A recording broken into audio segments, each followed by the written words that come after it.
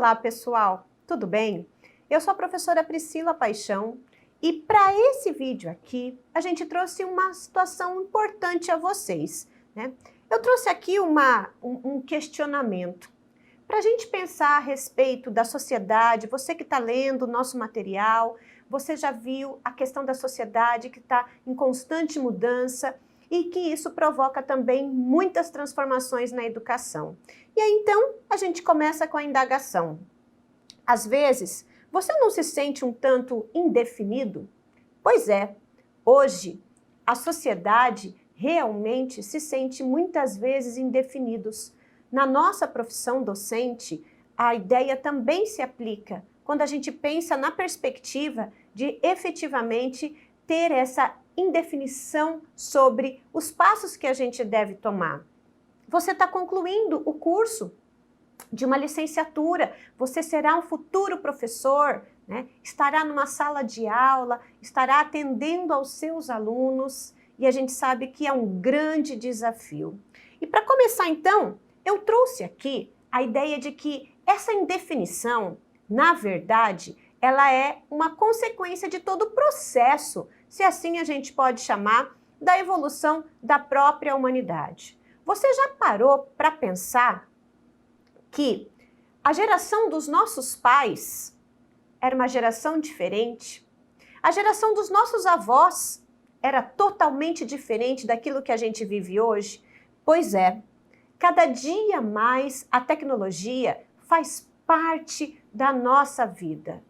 Não dá mais para pensar na perspectiva de viver ou mesmo da própria educação sem o uso da tecnologia. E tudo isso traz mudanças significativas para a função docente. Por isso, talvez, essa indefinição. A gente muitas vezes não se sente totalmente preparado para atender tantas demandas. Antes, a gente entrava numa sala de aula, e eu posso dizer para vocês, porque eu já estou há muito tempo em sala de aula, e a gente entrava numa sala de aula e certamente era muito mais fácil, porque a gente tinha os modelos prontos de planejamento, a gente sabia com certa segurança aquilo que a gente tinha que ensinar e o que o aluno tinha que aprender. Então era muito claro, os papéis também eram muito definidos. O papel do professor, o papel do aluno. Enquanto o professor ensinava, o aluno tinha a obrigação de aprender. E aqueles que por algum motivo não conseguiam alcançar tal objetivo, eles eram punidos de alguma maneira. Bem, esse momento, essa situação da educação já não se aplica mais hoje. Hoje a gente precisa efetivamente de uma mudança de postura. Certamente, e isso também se aplica a mim. Hoje, eu trabalho aqui na educação à distância. Já é uma grande revolução para quem estava acostumado, certamente, com a sala de aula. E a gente sabe que a educação à distância, ela é precursora no uso das tecnologias. Pois bem, agora ela não se limita mais apenas à educação à distância. E também não somente ao ensino superior. A educação básica também está mergulhada em todo esse processo. Por isso, a necessidade de reflexão sobre o papel docente no século XXI.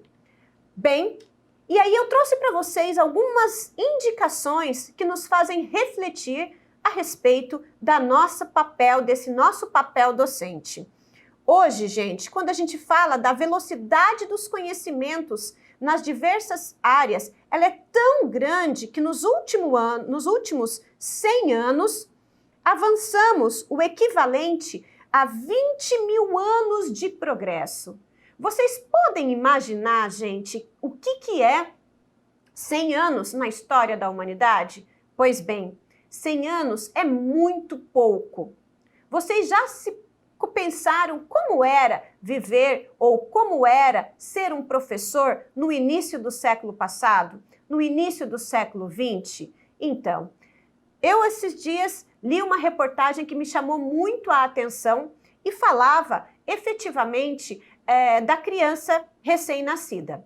Hoje, se nós fôssemos comparar uma criança recém-nascida exatamente com uma criança recém-nascida de 100 anos atrás, todas as crianças hoje que nascem no mundo, que nascem hoje no século XXI, seriam superdotadas, comparadas a crianças de 100 anos atrás. Porque os estímulos são tão grandes que eles efetivamente são tantos estímulos que esses estímulos trazem toda uma perspectiva diferente daquela criança de 100 anos atrás.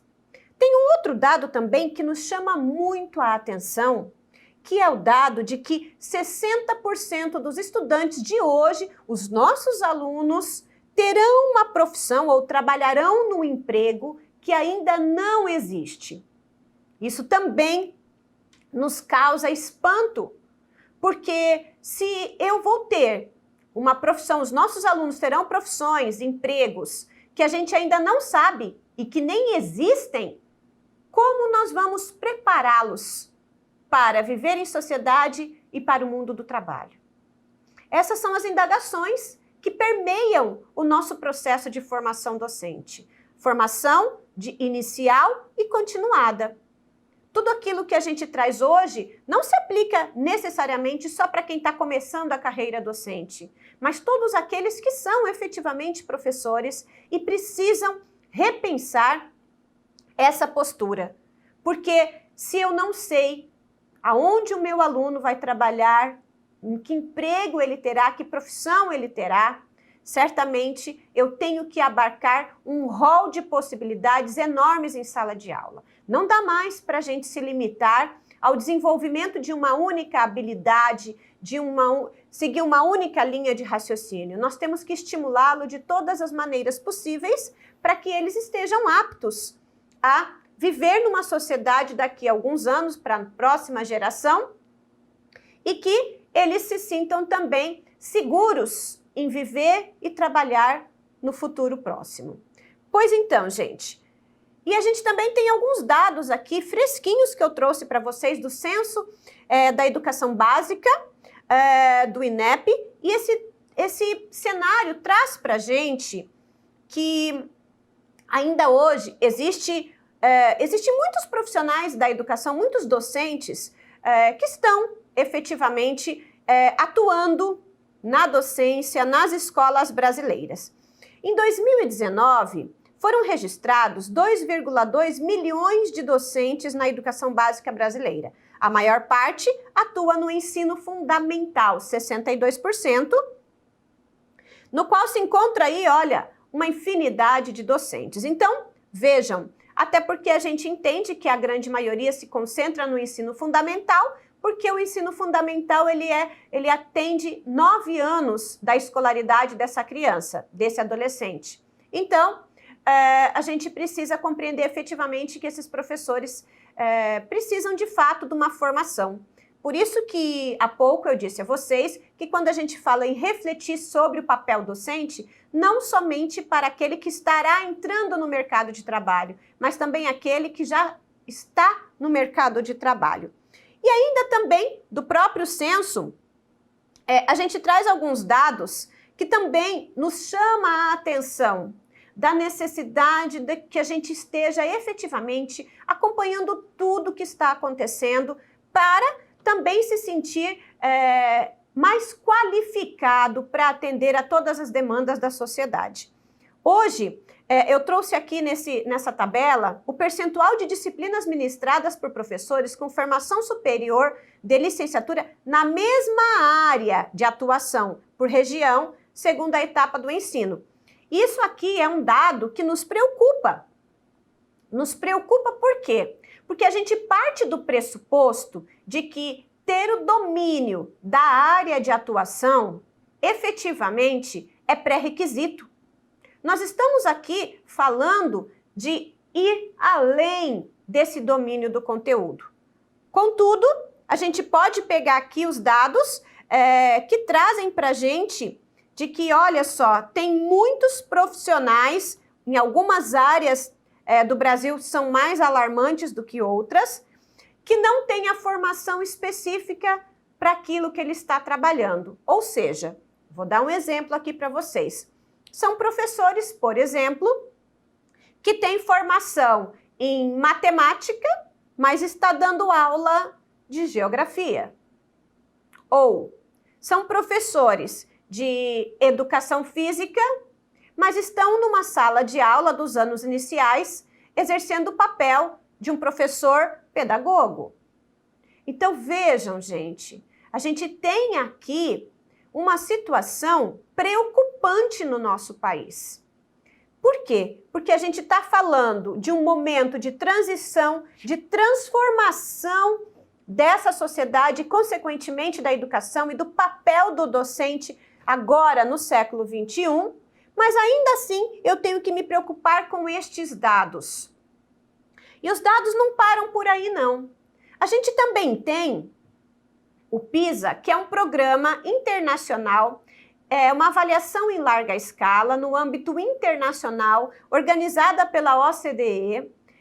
E nesse programa de avaliação, avalia estudantes de 15 anos e avaliam estudantes na capacidade desses estudantes na leitura, ciências e matemática. E efetivamente contempla essas áreas porque elas são áreas universais. Então, são conhecimentos universais, por isso essas áreas são efetivamente avaliadas neste programa.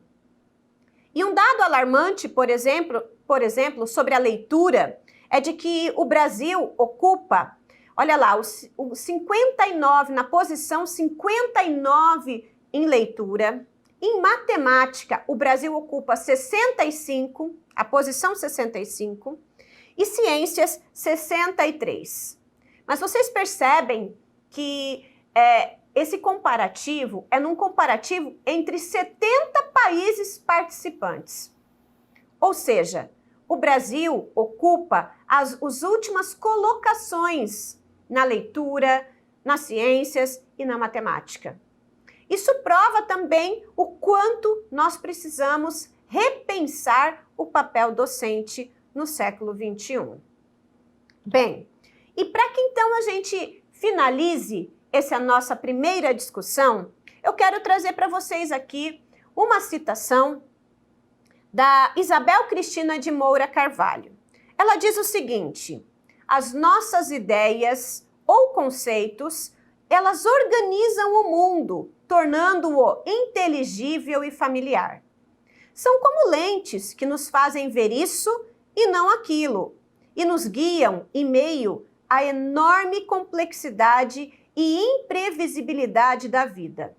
Acontece que, quando usamos óculos por muito tempo, a lente acaba fazendo parte de nossa visão, a ponto de esquecermos que ela continua lá, entre nós e o que vemos, entre os olhos e a paisagem. Isso aqui é uma reflexão para todos nós, professores e futuros professores. Não deixemos de lembrar que as lentes continuam ali. Se são as nossas ideias que organizam a maneira como a gente vê o mundo e nós estamos sempre com essas lentes de contato, tomem cuidado para que a gente não se acostume com aquilo que é errado, com aquilo que a gente entende que não é o caminho correto para a educação. Nosso objetivo, efetivamente, é fazer a diferença. E nós temos essa capacidade, porque é só pela educação que nós temos a possibilidade de transformar o mundo e a sociedade da qual nós fazemos parte. Por isso, eu faço um convite para que você continue estudando o nosso material, tá bom? Até mais!